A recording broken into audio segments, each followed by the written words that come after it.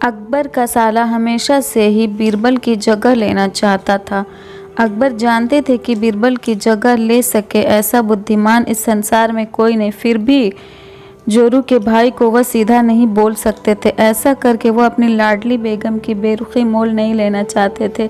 इसलिए उन्होंने अपने साले साहब को एक कोयले से भरी बोरी दे दी और कहा कि जाओ और इसे हमारे राज्य के सबसे बड़े मक्कार और लालची सेठ दमड़ी लाल को बेच कर दिखाओ। अगर तुम यह काम करोगे तो तुम्हें बीरबल की जगह वजीर बना दूंगा। अकबर की इस अजीब शर्त को सुनकर साला अचंभे में पड़ गया। वो कोयले की बोरी लेकर चला तो गया, पर उसे पता था कि वह सेठ की किसी बातों में नहीं आने वाला, ऊपर से वह उल्टा ही उसे चूना लगा देगा। हुआ भी यही। सेठ दमड़ी लाल ने कोयले की बोरी के बदले 1 दिनार भी देने से इनकार कर दिया।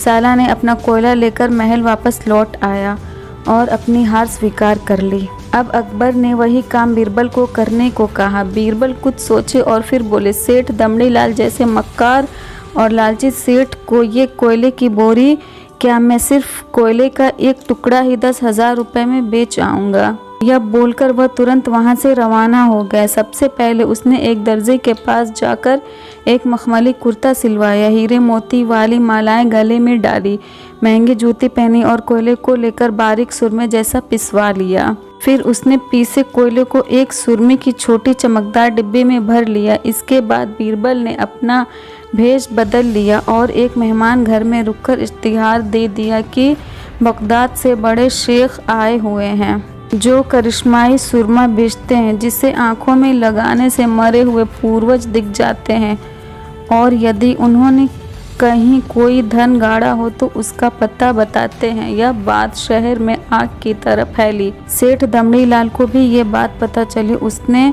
सोचा जरूर उसके पूर्वजों ने कहीं न कहीं धन गाड़ा होगा। उसे तुरंत शेख बने बीरबल से संपर्क किया और सुरमे की डिब्बी खरीदने की पेशकश की। शेख ने डिब्बी के 20,000 रुपये मांगे और मोल भाव करते करते 10,000 में बात तय हुई। पर सेठ भी होशियार था।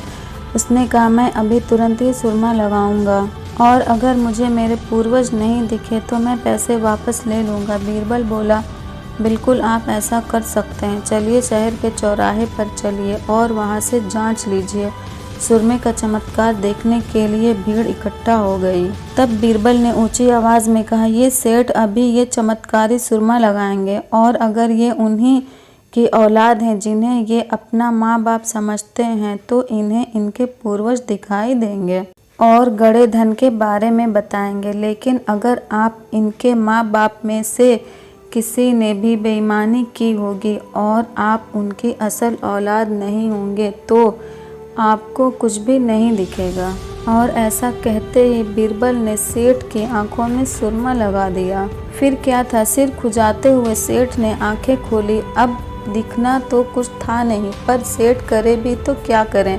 अपनी इज्जत बचाने के लिए सेठ ने 10,000 रुपये बीरबल के हाथ थमा दिए और मुंह फुलाते हुए वहां से आगे बढ़ गए। बीरबल फौरन अकबर के पास पहुंचे और रुपए थमाते हुए सारी कहानी सुना दी। अकबर का साला बिना कुछ कहे अपने घर लौट गया और अकबर बीरबल एक दूसरे को देखकर मंद मंद मुस्कुराने लगे। इस किस्से के बाद फिर कभी अकबर के साले ने बीरबल का स्थान नहीं मांगा।